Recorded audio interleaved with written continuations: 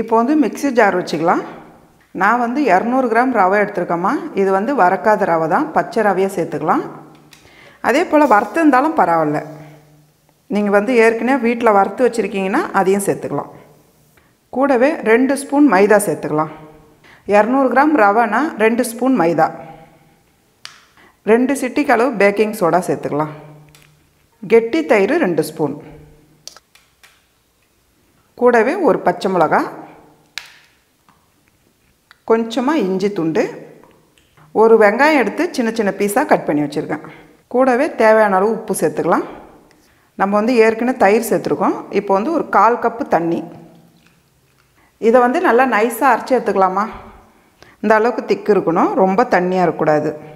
இது வந்து அப்படியே ஒரு 5 நிமிஷம் ஊறட்டமா. நல்லா பேன் வேணுனாலும் வச்சுக்கோங்க, இல்லை தவா வந்து கொஞ்சம் குழியாக இருந்தால் வச்சுக்கோங்க. ஒரு 5 நிமிஷம் நம்ம விட்டதும் கொஞ்சம் திக்காயிடுச்சு பாருங்கள். பேன் சூடானதும் 2 ஸ்பூன் அளவுக்கு எண்ணெய் சேர்த்துடலாம். இதை போல் ஒரு 2 கரண்டி மாவு எடுத்துக்கோங்க. சின்ன கரண்டியாக இருந்தால் 2 கரண்டி மாவு எடுத்து இப்படி ரவுண்ட் பண்ணிவிடுங்க. அவ்வளோதான். பாருங்கள், மீடியமான தீ வச்சு மூடி வச்சுடுங்க. அப்போ தான் மேல் பக்கம் வந்து நல்லா வெந்து வரும்.